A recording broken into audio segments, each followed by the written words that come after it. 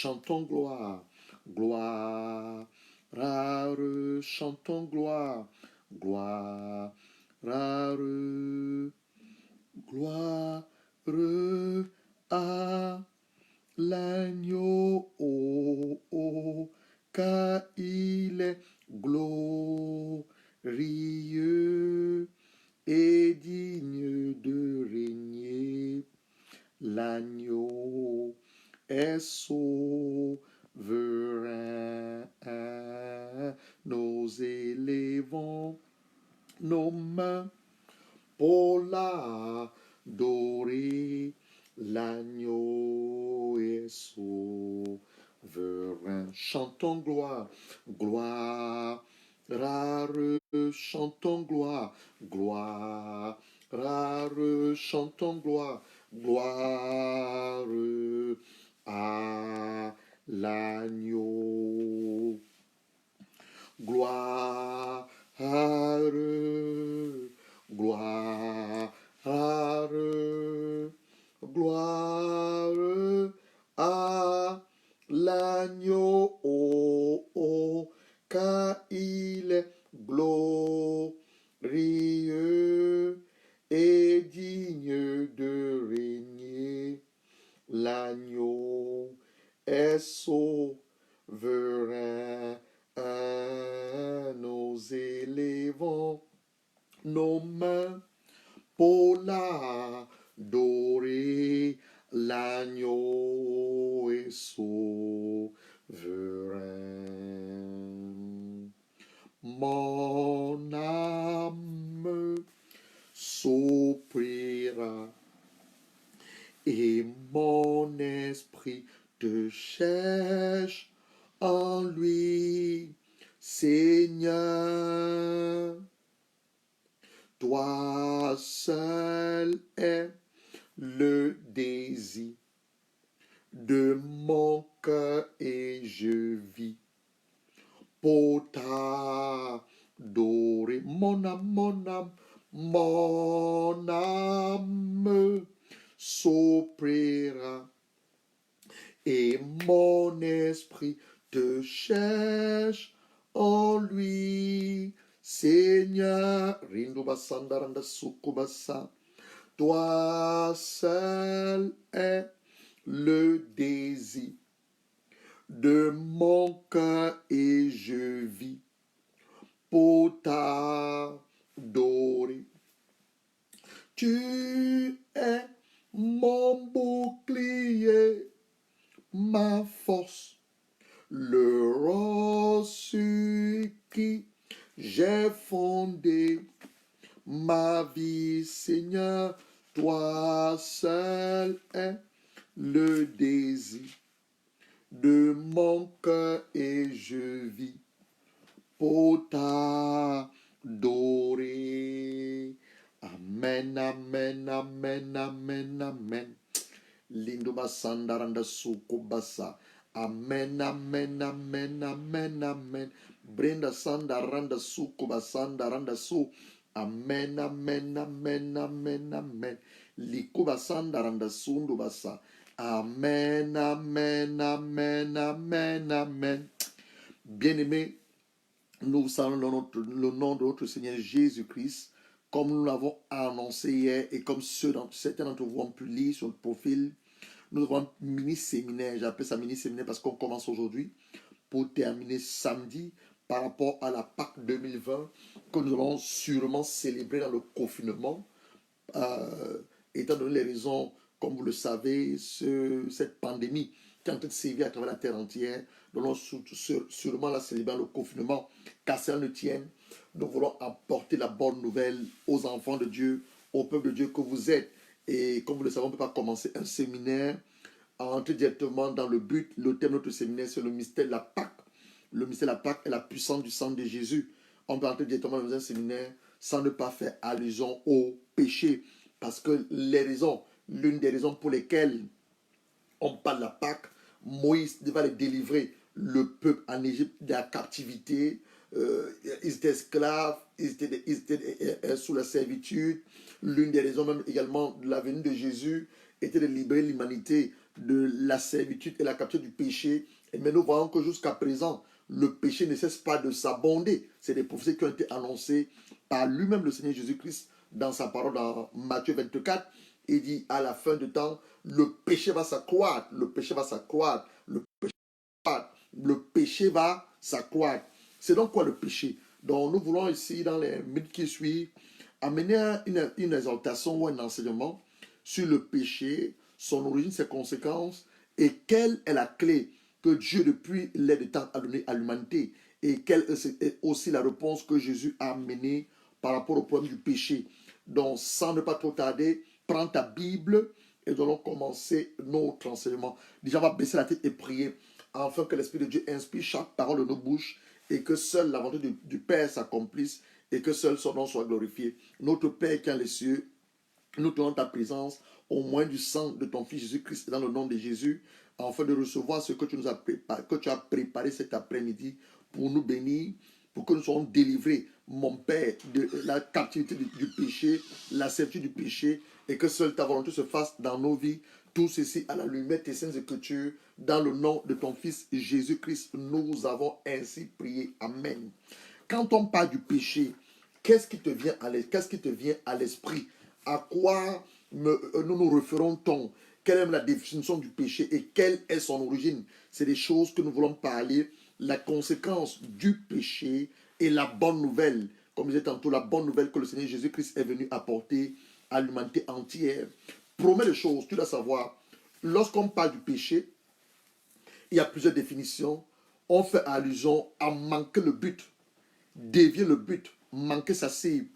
Chaque personne créée par Dieu, je dis bien chaque personne créée par Dieu, a été créée pour un but. Maintenant, lorsque nous devenons enfants de Dieu par adoption, souvenez-vous, le salut vient des Juifs, nous ne sommes pas Juifs. Nous avons reçu le salut par le moyen de la grâce, par la grâce, au moyen de la foi, et c'est un don de Dieu. Éphésiens chapitre 2, le verset 8 nous le dit. Donc lorsque nous devenons enfants de Dieu, nous retrouvons notre source, nous retrouvons notre vraie identité, parce que nous venons de Dieu et nous sommes des esprits. Nous allons arriver là, nous parlons de ça demain, mais je suis simplement en train de te motiver, toi qui es en train de me prendre, toi qui es en train de prendre cet enseignement maintenant. Donc, je disais tantôt, lorsqu'on dit que quelqu'un pêche, il manque le but. Il dévie le but. Il manque sa cible. Il rate les raisons pour lesquelles il est sur la terre. Il est sur la terre. Nous allons voir ça dans Exode chapitre 20, le verset 20. Le péché dont beaucoup de personnes ont comme définition, c'est la rébellion contre Dieu. Rébellion contre Dieu, la désobéissance à la parole de Dieu. Dans Genèse chapitre 2, le verset 17, Dieu va donner une instruction à Adam, le premier être humain qu'il a créé sur la terre. Il dit, tu pourras manger les fruits de tous les arbres du jardin, mais tu ne mangeras pas le fruit de l'arbre de la connaissance du bien et du mal. Car le jour où tu en mangeras, tu mourras certainement. Et ce que Dieu dit dans sa parole, ce qu'il dit, c'est ce qu'il va faire. Donc Dieu donne une interdiction à Adam de manger les fruits de tous les arbres du jardin. Mais quant aux fruits, quant à l'arbre, aux fruits de l'arbre, de la connaissance du bien et du mal, il ne doit pas en manger. Parce que le jour où il mangera, il mourra. Il y aura une séparation entre lui et Dieu. Il y aura une mort spirituelle qui va s'introduire et une mort physique plus tard. Donc, je disais tantôt, la deuxième définition qu'on donne au péché, c'est la rébellion contre Dieu. La rébellion contre l'instruction que Dieu a donnée à Adam. Et tu as également un roi, chapitre 8, le verset 50. Le péché encore, c'est la rébellion contre les autorités établies. Et les premières autorités que Dieu établit sur nous, c'est d'abord lui-même. Dieu le Père, Dieu le Fils et Dieu le Saint-Esprit. Donc quand je me rebelle contre Dieu, je pêche. Quand j'offense le Seigneur Jésus-Christ, je pêche. Et quand je trangle le Saint-Esprit, j'ai également péché. Mais quand on parle des autres autorités, si on parle, tu es dans un pays sûrement, et il y a un chef d'État qui est établi dans ce pays, qui est le président de la nation. Tu as un premier ministre, donc ce sont des autorités que la Bible demande de honorer. Dans Romains chapitre 13, versets 1 à 4, on dit qu'il n'y a aucune autorité qui a été établie sinon elle est établie par Dieu. On va te dire plus tard que le magistrat a une autorité qui est établie par Dieu pour mener la justice. Donc, quand tu te rebelles contre le chef de l'État, tu dis des choses contre ton président, contre son premier ministre, tu dis des choses contre les gouvernants, tu te rebelles contre les autorités que Dieu a établies et tu es en train de pécher. La quatrième définition du péché, c'est encore un dérèglement. Un dérèglement. Dans 2 Samuel 24, le verset 10, c'est le dérèglement. Le péché encore, c'est d'écarter du chemin. Il y a un chemin que Dieu a tracé pour chacun d'entre nous. Je parle quand tu as donné ta vie à Jésus-Christ, tu es devenu enfant de Dieu. Il y a un chemin que Dieu a tracé pour chacun d'entre nous. Donc lorsque nous sortons de ce chemin, lorsque nous dévions de ce chemin, nous sommes en train de pécher parce que Dieu s'attend à ce que nous empruntions ce chemin qui nous amène sur le chemin de notre destinée. On parle encore de l'impiété. Ça, c'est dans Romains chapitre 1, le verset 18. L'impiété. L'iniquité. 2 Corinthiens 6, le verset 14. Et surtout la transgression de la loi. La loi a été donnée par Moïse, comme vous le savez dans l'évangile de Jean. Jean 1, à partir du verset 14 en descendant, on nous dit la loi est venue par Moïse et la grâce et la vérité sont venues par Jésus-Christ. Donc, on ne peut pas la transgression de la loi. En d'autres termes, les 10 commandements. Donc, lorsque quelqu'un transgresse la loi, par exemple, Dieu te dit, tu ne vas pas adorer d'autres dieux en dehors de lui, tu ne te fais aucune représentation taillée. Il y a des gens dans leur maison qui ont des photos dites de Jésus, dites de Marie, qui pro-chapelaient. C'est une transgression de la loi. Ces personnes, à l'époque où Jésus était sur la terre, où Marie, l'appareil photographie n'existait pas. Donc, ce sont des mannequins italiens qu'on a filmés et qu'on a mis dans ces photos. Et vous les avez dans vos maisons. Donc, vous êtes en train de commettre des actes ou des cultes d'idolâtrie. Donc, vous êtes en train de transgresser la loi et pécher contre Dieu. Quand Dieu dit, par exemple, tu ne commettras pas d'adultère dans la loi de Moïse, et lorsqu'on commet l'adultère, que ce soit l'adultère au niveau de la pensée, l'adultère verbal, l'adultère physique, on est en train de pécher contre eux, on est en train de transgresser la loi. L'autre définition du péché, c'est le mépris à l'égard de l'amour de Dieu. Dieu est amour. Dieu est amour. À tout moment, il tend sa main à l'humanité. À tout moment, il tend sa main aux êtres vivants qu'il a créés. Mais les êtres vivants préfèrent vivre dans la rébellion, préfèrent vivre dans les ténèbres, préfèrent vivre dans les plaisirs de ce monde. Donc, c'est le mépris à l'égard de l'amour de Dieu. Dieu aime le monde. La Bible dit dans Jean 3, le verset 16, Dieu a tant aimé le monde qu'il a envoyé son fils Jésus, afin que quiconque croit en lui ne périsse pas. Donc, les gens qui meurent, ce n'est pas la volonté de Dieu. Dieu voudrait que les gens parviennent à la connaissance du salut et soient sauvés et qu'ils aient la vie éternelle. Donc, la mort physique, la mort, permettez-moi le terme, éternel, ce n'est pas la volonté de Dieu. Mais la volonté de Dieu est que nous recevons la vie éternelle. Donc, tout cela qui meurt, ce n'est pas la volonté de Dieu. Il y a des gens que c'est vrai, Dieu rappelle à lui, mais des gens qui meurent sans le connaître, ce n'est pas sa volonté. La volonté de Dieu voudrait que tous les hommes parviennent à la connaissance de la vérité et soient sauvés. Voilà sa volonté. Le rejet de Jésus Christ en tant que Seigneur et Sauveur. Plusieurs personnes refusent que Jésus, la religion islamique, ils annoncent que Jésus est un prophète, mais n'acceptent pas Jésus comme le Seigneur et Sauveur. Ils ne reconnaissent pas Jésus comme le Fils de Dieu. Ils ne reconnaissent pas Jésus comme Dieu. Donc toi aussi qui refuses d'accepter, bienvenue docteur Ikapia Joseph, homme de Dieu, que Dieu vous bénisse. Quand toi tu refuses d'accepter Jésus comme Seigneur et Sauveur, donc tu le rejettes, donc qu'est-ce qui se passe? Tu es en train de pécher. Jean 3, le verset 19 dit, Jésus n'est pas venu condamner le monde, mais il est venu sauver le monde. Mais tu es condamné en rejetant Jésus comme Seigneur et Sauveur. C'est que Jean 3, le verset 19 dit. Jean 3, le verset 19 dit ceci. Jean 3, verset 19. On est seulement en train d'introduire, parce que demain, nous allons vraiment entrer le but du sujet. C'est quoi le mystère de la Pâque? Qu'est-ce qui est derrière la Pâque?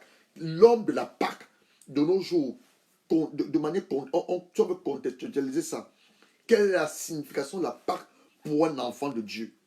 Quelle est la signification de la Pâque pour un enfant de Dieu? La sortie du peuple de Dieu en captivité en Égypte, quelle est sa signification dans ta propre vie? Est-ce que toi-même tu es sorti d'Égypte? Donc demain on va entrer le vif du sujet, mais cet après-midi on va seulement introduire parce que nous voulons confesser nos péchés. Donc Jean 3, le verset 19 nous dit quoi? Jean 3, le verset 19 nous dit ceci. Et voici quel est le jugement. La lumière, dont Jésus est la lumière qui va éclairer tous les êtres humains. Plusieurs êtres humains sont encore dans les ténèbres.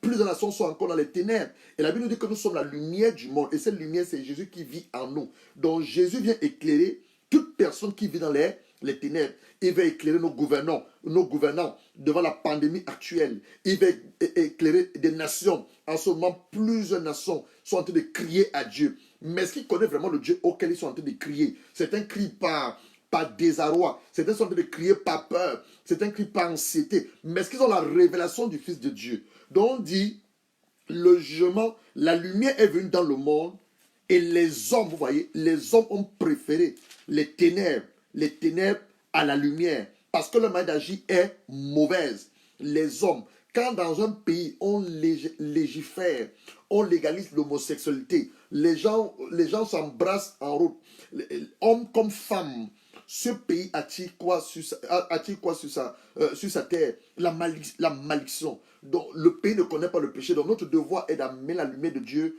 dans cette nation, de prier pour que les hommes et les femmes se convertissent et que le salut entre dans la nation. Donc c'est un peu ça, le rejet de Jésus. Donc les pays qui légalisent l'homosexualité, le lesbianisme, ils rejettent Jésus. Ils n'acceptent pas Jésus. Et ils sont dans les ténèbres. D'où vient le péché? D'où vient le péché? C'est la question que, en tant qu'enfant de Dieu ou serviteur de Dieu, nous devons nous poser la question. D'où vient le péché? Le péché ne vient que du diable. Oui, le péché ne vient que du diable. Et la première personne qui s'est rébellée, on va lire ça dans Ézéchiel 28. Ézéchiel 28, le péché vient du diable, mais le péché est introduit dans la race humaine par Adam.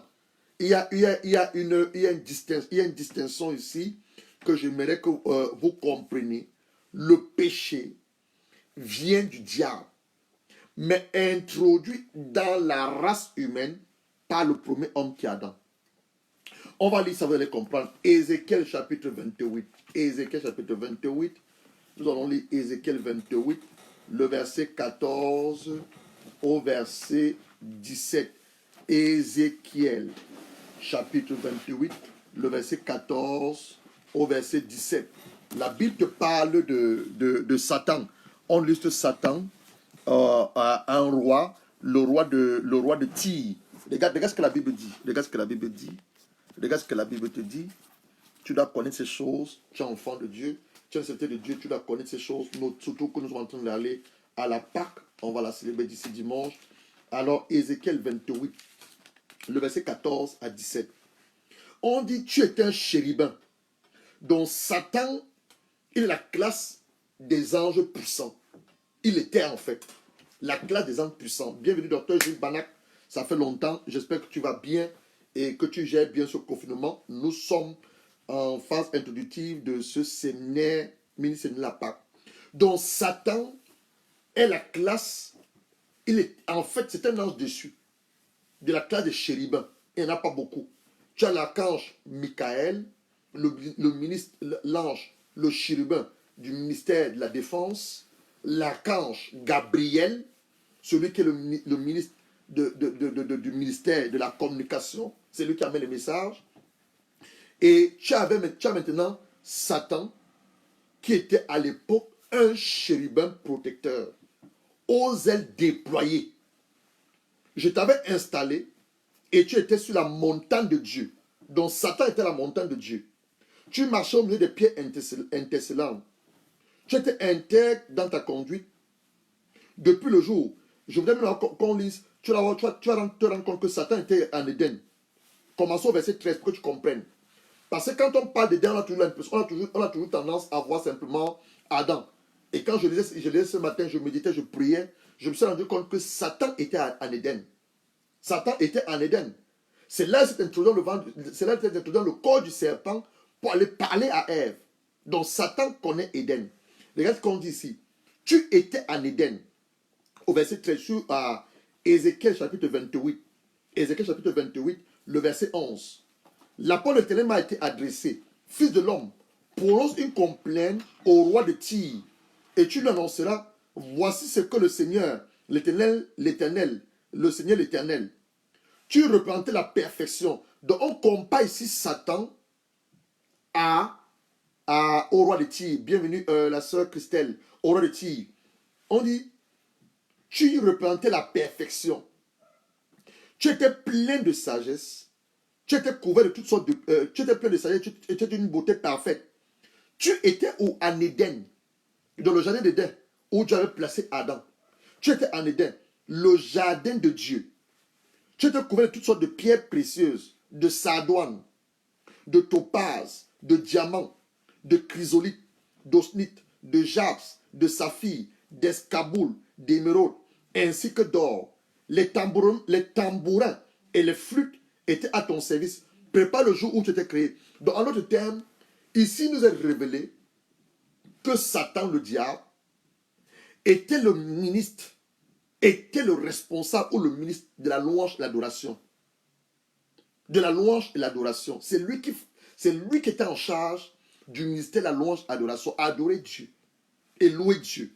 Des tambourins et des flûtes étaient à ton service. Prépare le jour où tu étais créé. Donc Satan est une créature de Dieu, un ange, dessus une créature de Dieu. Et c'est lui qui séduit toute la terre. Donc le péché entre dans le monde au travers de Satan. Mais le péché est manifesté dans la race humaine par Adam. Je reprends pour que tu comprennes.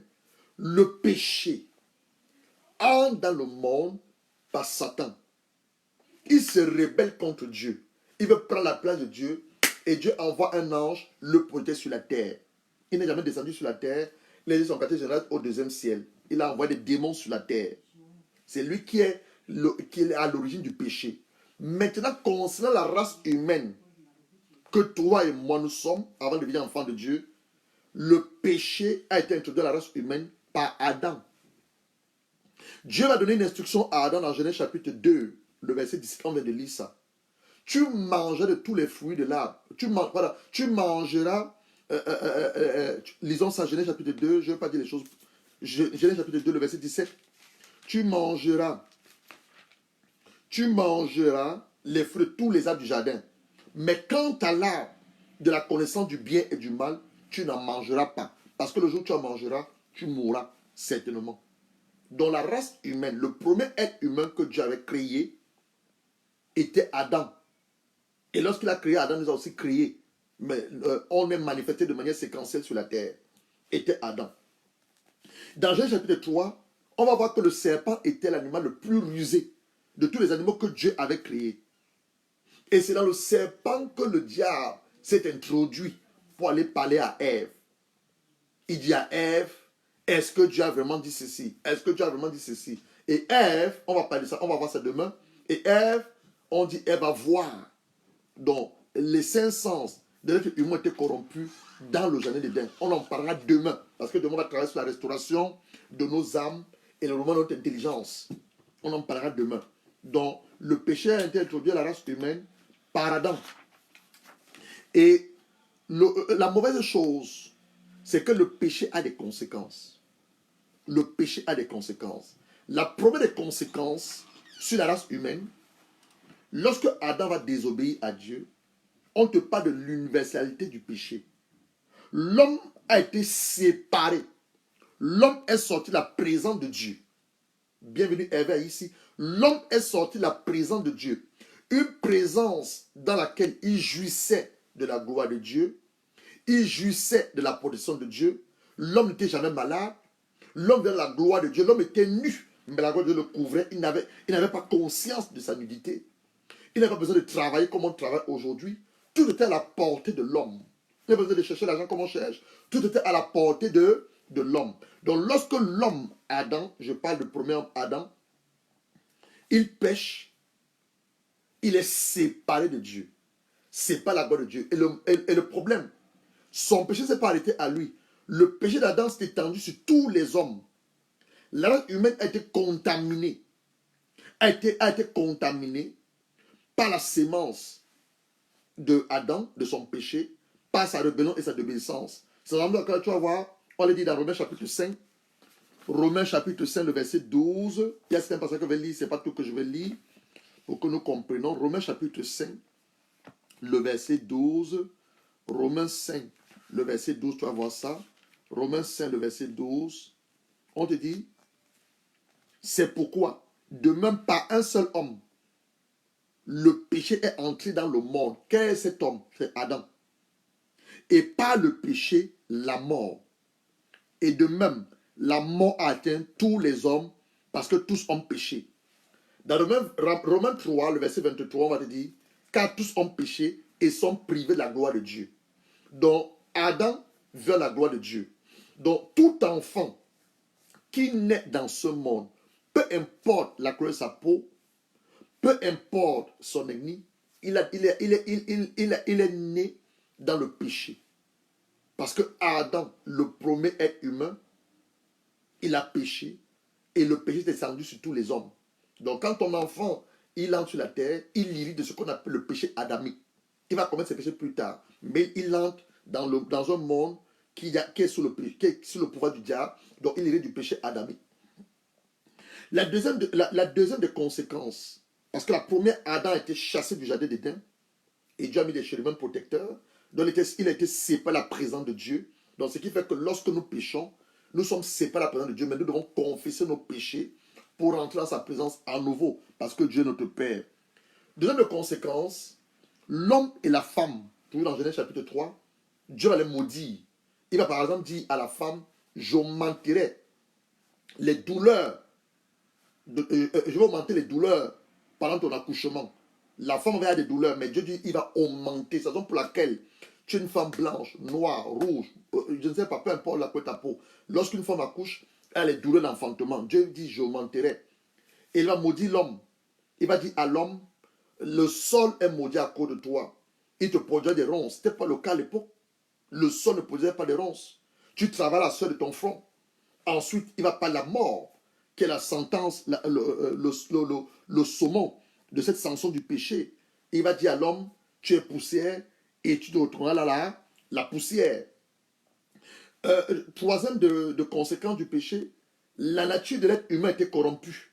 L'être humain, sa nature était corrompue. Sa nature était corrompue. Lui qui avait une nature sainte, il s'est vu avoir une nature de pécheur. Sa nature était corrompue. Quatrième de chose, la colère de Dieu. Dieu est en colère après l'homme et cette colère, cette coupe de colère que Jésus va boire pour nous. Cinquième de chose, le péché a ouvert une large porte au diable et il lui donne un droit légal pour nous accuser, pour nous réclamer auprès de Dieu. Apocalypse chapitre 12, le verset 10, on dit, le diable, l'accusateur des frères, Satan est l'accusateur des frères, c'est lui qui nous accuse auprès de Dieu lorsque nous péchons. Et enfin, le péché est une barrière contre notre exaucement. La Bible dit que Dieu n'écoute pas la prière des pécheurs. Jean 9, le verset 31. Mais la bonne nouvelle, c'est que Jésus, le deuxième Adam, créé par l'Esprit et formé la chair, il a vaincu le péché. Pour que toi et moi, nous ne vivons plus sous l'esclavage du péché. Pour que toi et moi, nous ne péchons plus. Pour que toi et moi, nous participons de nouveau à la nature divine. La nature de notre Père. Parce que Dieu est saint. Dieu est saint. Donc on va lire quelques passages et tu vas comprendre. Et nous allons entrer dans la repentance et nous allons demander pardon à Dieu pour nos péchés déjà et les péchés de l'humanité, notamment face à ce qui se passe à travers la terre entière. Et si toi, tu n'as pas encore ta vie à Jésus, le moment pour toi est venu de donner ta vie à Jésus-Christ. On parle ici aux enfants de Dieu. Marc 10, le verset 45. Marc chapitre 10, le verset 45. Marc 10, le verset 45. Alors la Bible nous dit ceci, Marc chapitre 10, le verset 45. La parole de Dieu nous révèle ceci dans Marc 10, verset 45. En effet, le Fils de l'homme est venu, le Fils de l'homme est mis pour Jésus. Il est venu non pour être servi, mais pour servir et donner sa vie en rançon pour beaucoup. Donc Jésus est venu donner sa rançon pour que toi et moi nous soyons sauvés. Et donner sa rançon pour que toi et moi nous soyons réconciliés avec le Père. Jésus est venu de sa vie pour que la séparation jadis que Adam a connu le jardin d'Éden, nous rentrons dans la présence de notre Père à nouveau.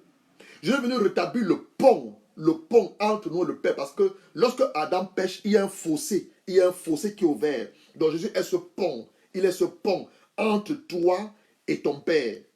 Il est ce pont entre toi et ton Père. Tu as encore Romains chapitre 5, qui te parle encore de l'œuvre que Jésus a accomplie, l'amour de Dieu manifesté à l'égard de l'être humain. Romains chapitre 5, le verset 8 à 9, on dit ceci: mais voici comment Dieu prouve son amour envers nous. Alors que nous étions encore, vous voyez, alors que nous étions encore des pécheurs, Christ est mort pour nous. Puisque nous sommes maintenant est mort pour nous, puisque nous sommes maintenant considérés comme justes grâce à son sang. Donc, c'est au travers du sang de Dieu que nous avons été justifiés. Grâce à son sang, nous serons à plus forte raison sauvés par lui de la colère de Dieu. On a parlé tout à l'heure de la colère de Dieu dans Jésus. Il a bu cette colère-là pour nous. Ça, c'est Romains chapitre 5, le verset 8 à 9. Regarde encore Romains chapitre 5, le verset 20 à 21. Regarde encore le Romains chapitre 5, le verset 20 à 21. On dit ceci: l'intervention de la loi a été entraînée. L'intervention de la loi a entraîné la multiplication des fautes. Mais là où le péché s'est multiplié, tu vois, là où le péché a abondé, la grâce a surabondé. La grâce de Dieu qui est un don immérité. La grâce a surabondé. Verset 21. Ainsi, de même que le péché a régné par la mort, de même que la grâce règne par la justice, tu vois, on te parle de la justice de Dieu, pour la vie éternelle, par Jésus-Christ, notre Seigneur. Regarde encore Romains chapitre 6. Romains chapitre 6, le verset 22 à 23. Romains chapitre 6, le verset 22 à 23. Quels fruits portez-vous alors? Des fruits dont vous avez honte aujourd'hui, car leur fin, c'est la mort. Verset 22. Mais maintenant que vous êtes libérés, vous voyez, on était libérés du péché. Qu'est-ce que nous sommes libérés du péché? Quand Jésus est mort à la croix, c'est là que nous avons été libérés du péché. Quand il est mort à la croix, vous avez été libérés du péché. Et que vous êtes devenu esclave. Donc tu vois, tu es esclave, tu ne t'appartiens pas. Un esclave n'a pas de droit. Un esclave n'a pas de droit. Donc tu es esclave de Dieu. Vous avez pour fruit la progression de la sainteté pour la vie éternelle. Verset 23. En effet, le salaire du péché, c'est la mort. Le salaire du péché, c'est la mort. Mais le don gratuit, tu vois, le don gratuit de Dieu, c'est la vie éternelle. Donc, la vie éternelle en Jésus-Christ notre Seigneur. Donc, tu vas me dire, homme de Dieu, tout ce que tu viens de dire là, c'est très bien. Maintenant, qu'est-ce qu'il y a de faire? Ce qu'il y a de faire, c'est de te repentir et de confesser tes péchés. C'est quoi la repentance? En 5 minutes, première chose, la repentance vient du mot grec métanoa. Jean le Baptiste, le cousin de Jésus, a été suscité pour aller parler la repentance. Dans Matthieu chapitre 3, il dit: le royaume des cieux est proche. Repentez-vous. Donc, repentance vient du grec métanoa. Faites demi-tour. Donc, si j'allais, si je marchais de ce côté, et que la route, le chemin que j'étais en train d'emprunter, souvenez-vous, on a dit que chaque être humain a été créé pour un but. En fait, quand tu deviens enfant de Dieu, tu retrouves le but pour lequel tu étais créé, et Dieu a ouvert une route. Dieu a créé un chemin que tu dois emprunter. Donc, si, au lieu d'aller sur ce chemin-ci, j'étais en train d'aller dans notre chemin, je me détournais, qu'est-ce que je dois faire? Je dois faire un demi-tour pour reprendre le chemin que le Père lui a tracé pour moi. Donc, on dit, apôtre King Eric, bienvenue, on dit la repentance, c'est de faire un demi-tour. Un demi-tour. J'avais emprunté un mauvais chemin. J'étais en train d'aller sur une mauvaise voie. Je reviens maintenant sur le chemin que le Père l'a tracé vers moi. Donc le fait de se détourner cette mauvaise voie pour se tourner vers Christ, et à travers lui, Dieu, par la foi. Donc tu te repens. Jésus va dire dans Jean 14, verset 6, je suis le chemin, la vérité et la vie. Nul ne peut aller au Père qu'en passant par moi. Si tu as utilisé d'autres moyens pour aller au Père, tu es en train de pécher. Donc il demande de te repentir. Que le seul moyen pour aller au Père, ce n'est pas prier les photos là. Je te dis que les photos ne sont pas Jésus, ou de Marie, ou le chapelet. Ce n'est pas prier ou intercéder au nom de Marie. Marie ne te sauverait pas. Mais c'est de prier au nom de Jésus-Christ.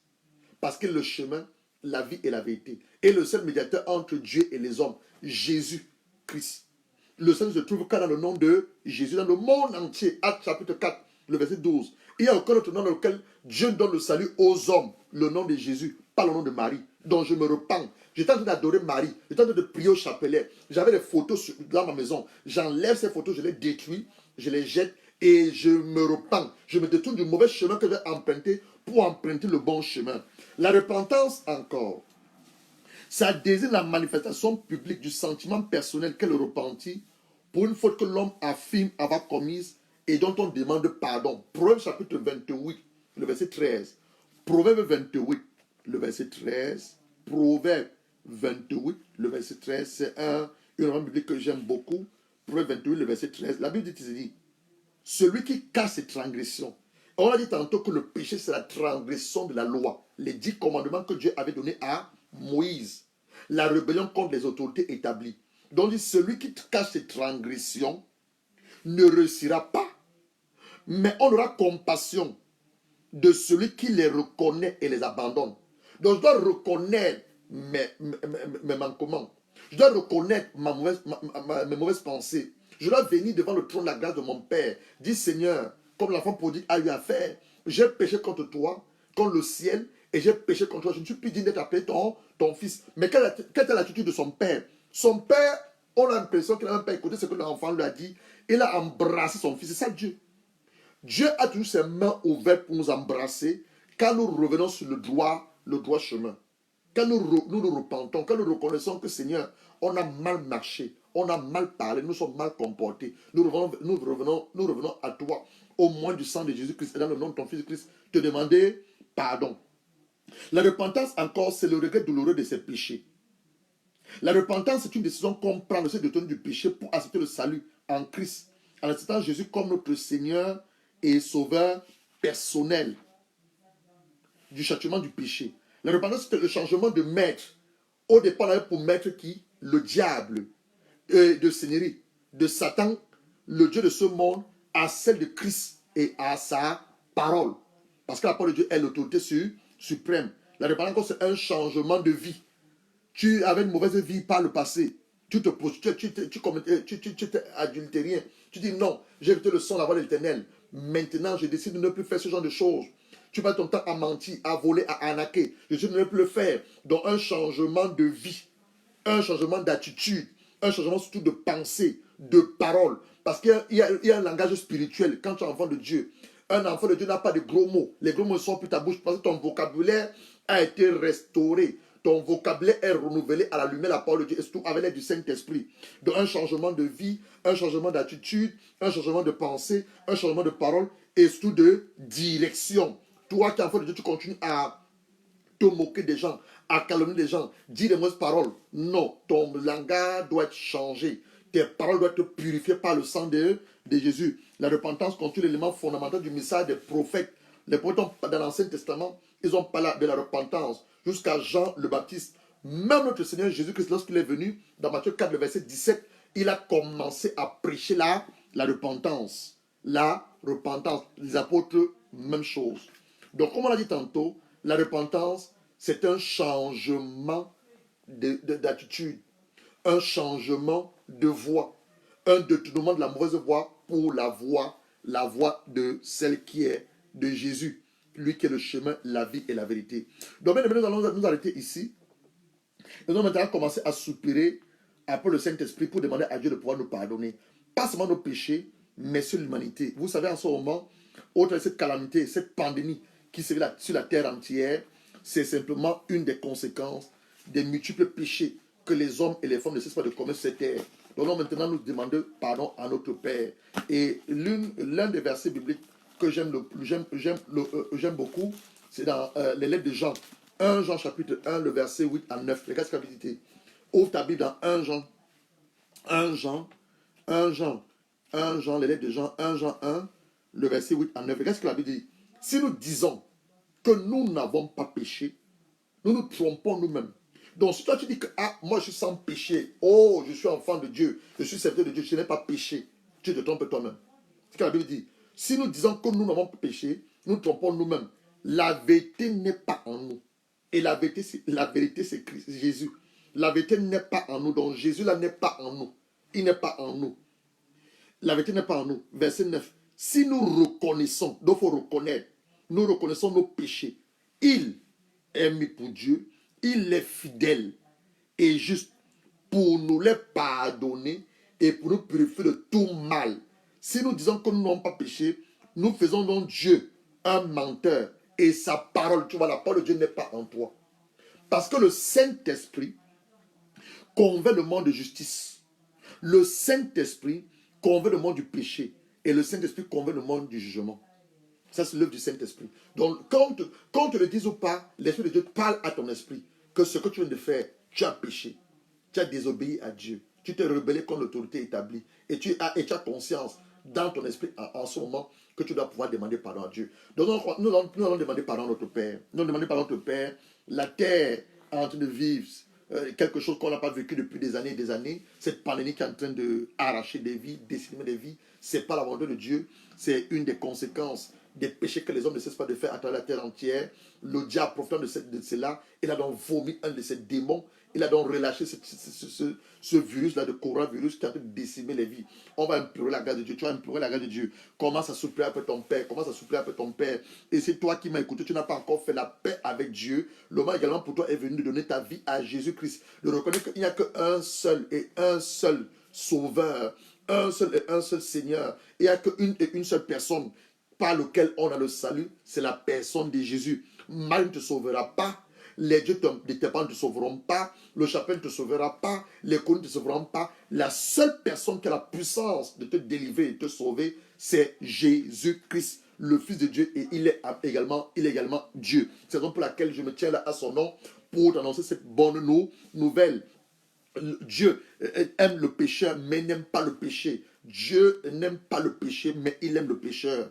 Il dénonce le péché, il condamne le péché, il condamne le péché, il hait le péché. Donc toi aussi, ayant sa nature, tu dois pouvoir dénoncer le péché, renoncer au péché, condamner le péché et lier au péché, parce qu'elle dit que nous ne devons plus pécher. Nous ne devons plus pécher. Mais si nous avons le péché, on a un avocat auprès du Père, qui est le Seigneur Jésus-Christ. Donc on va demander à Dieu de pouvoir nous pardonner. Oh notre Père, nous nous tenons ta présence cet après-midi. Implorons ta miséricorde et ta grâce. Nous approchons devant ton trône de la grâce, comme tu nous as dit, avec assurance, parce que nous sommes tes enfants. Nous sommes tes enfants, nous sommes tes enfants. Nous sommes des enfants acquis au moins du sang de ton Fils Jésus-Christ. Venant implorer ta grâce et ta miséricorde. Ta grâce et ta miséricorde en ce moment de besoin où la terre entière est en train de vivre, le monde est en train de vivre cette pandémie, où les hommes et les femmes ont continué à préférer les ténèbres au devenir à la lumière qui est ton Fils Jésus-Christ, où les hommes et les femmes continuent à arrêter ton Fils Jésus-Christ, où les hommes et les femmes foutent ta parole sur les pieds, où les hommes et les femmes préfèrent vivre dans les ténèbres. Oh, mes pères, nous te prions ce soir, afin que non pas seulement tu étends ton bras, mais que tu te souviennes de leur péché, de leur manquement, tu te souviens de ton amour manifesté à l'égard de la terre entière, ton amour manifesté à l'égard de l'humanité. Tu nous as dit dans ta parole, à Romains chapitre 5, le verset 8, alors que nous sommes encore des pécheurs, Christ est mort, il est mort. Pas seulement pour nous, mais il est mort pour l'humanité entière. L'humanité entière. Toi, prouvant ton amour à l'égard de l'humanité entière. Père, ne te souviens plus des péchés de nos chefs d'État, de nos chefs de gouvernement, de toutes les personnes qui sont en position d'autorité. Ne te souviens plus des péchés des hommes et des femmes à travers la terre entière. Les hommes qui vit d'une certaine manière à cause du fait que le diable, le Dieu de ce monde, il a aveuglé leur intelligence. Le diable de ce monde, il les a voilés. Oh papa, étends ton bras, donne pardonne les péchés de tes enfants, donne pardonne les péchés des hommes et des femmes de Dieu. Le corps du Christ, les hommes et les femmes de Dieu. Mon Dieu et mon Dieu, donne pardonne les péchés. Tu es un Dieu miséricordieux, tu es un Dieu lent à la colère, riche en amour, plein de compassion, plein de bonté. Tu ne traites pas sur nos péchés, mais tu nous accordes ta miséricorde. Tu te souviens de ce que nous sommes faits. Tu nous as formé la poussière de la terre. L'homme n'est qu'un souffle. Il n'est qu'un souffle. L'homme n'est que comme de l'herbe. Il est comme de l'herbe. L'herbe pousse, elle sèche. Et l'endroit où elle était, elle n'est plus là. Oh, papa, nous te supplions, au nom de ton Fils Christ, ne te souviens plus de nos manquements, de nos maladresses, de nos péchés. Ne te souviens plus, au Père, de la transgression de la loi. Ne te souviens plus des péchés commis par nos dirigeants, nos chefs d'État, nos chefs de gouvernement, tous ces personnes en position d'autorité, les péchés commis par le corps du Christ, les hommes et les femmes qui ne cessent pas de hériter ton Fils Jésus-Christ comme les seigneurs, qui ne cessent pas de hériter ton Fils Jésus-Christ, qui ne viennent pas à lui, des hommes et des femmes qui ont décidé et qui ont même fait le choix de vivre dans les plaisirs de ce monde. Oh, papa, ce n'est pas ta volonté. Ce n'est pas ta volonté. Nous te supplions, étends ton bras, étends ton bras, étends ton bras, étends ton bras. Revêt-toi à ces hommes, revêt-toi à ces femmes, revêt-toi à nos chefs d'État, revêt-toi à nos dirigeants, revêt-toi à nos gouvernants, revêt-toi à ces hommes de Dieu, revêt-toi au corps du Christ. Revêt-toi, revêt-toi, revêt-toi, revêt-toi, revêt-toi. Et surtout, donne pardon nos péchés dans le nom de ton Fils Jésus-Christ. Maintenant, la parole de Dieu va te révéler une chose. Dans Hébreux chapitre 9, le verset 22, sans l'effusion du sang, d'après la loi, tout est sanctifié ou purifié par le sang.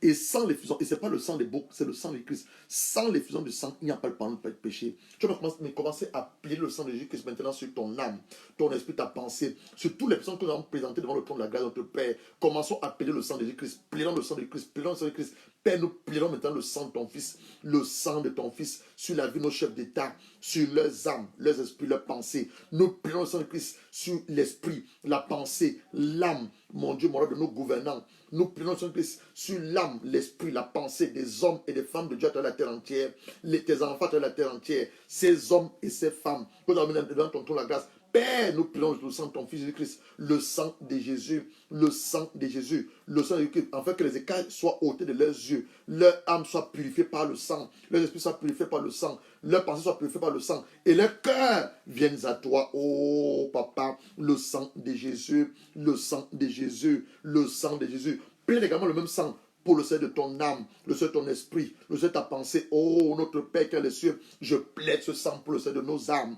je plaide ce sang pour le salut de nos esprits, le salut de nos pensées, la délivrance de nos corps, de toute forme de maladie, de toute forme de virus. Oui, notre Père, le péché ouvre la porte à la maladie, le péché ouvre la porte à l'échec, le péché ouvre la porte à la souffrance, le péché ouvre la porte à la limitation. Père, mais en ce moment, nous te demandons de nous pardonner et nous implorons le sang de ton Fils Christ, que toutes ces choses-là soient brisées par le sang de ton Fils Christ. Oui, papa, le sang de Jésus, le sang de Jésus, le sang de Jésus, le sang de Jésus. Lave-nous par le sang, lave-nous par le sang, lave nos âmes, lave nos esprits, lave nos pensées, lave nos corps. Les lieux là, nous tenons, les pays, lave les nations, débarrasse la terre de ce virus, débarrasse les familles, débarrasse les foyers, débarrasse les hôpitaux de ce virus. Couvre les médecins dans les hôpitaux qui sont en train de travailler, mon Dieu et mon roi. Par le sang de Jésus, par le sang de Jésus, mais surtout pardonne les péchés de tes enfants, pardonne les péchés de l'humanité,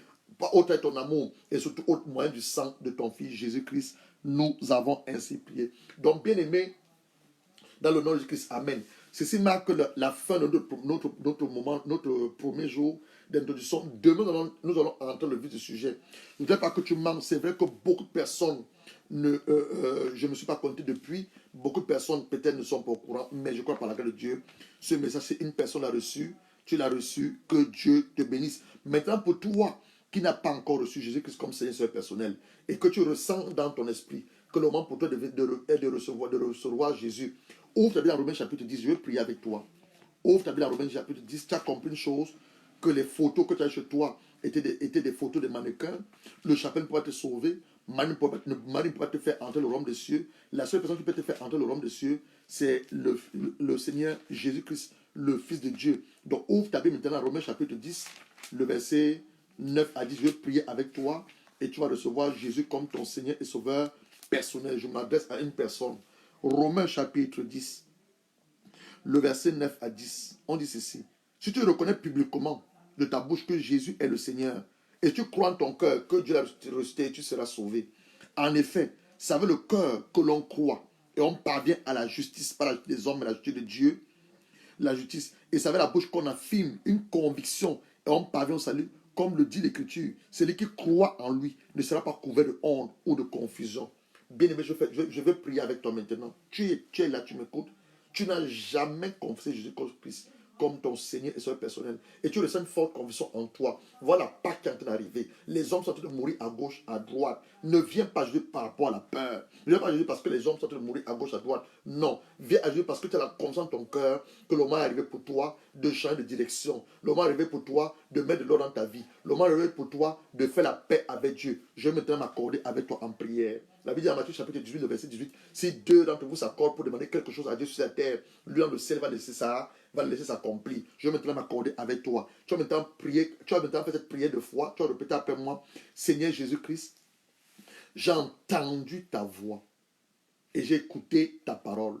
Je reconnais que j'ai mal marché. Je me suis mal comporté. J'ai eu à vivre dans la débauche. J'ai eu à vivre dans le mensonge, le concubinage, l'adultère. Je te demande de pouvoir me pardonner.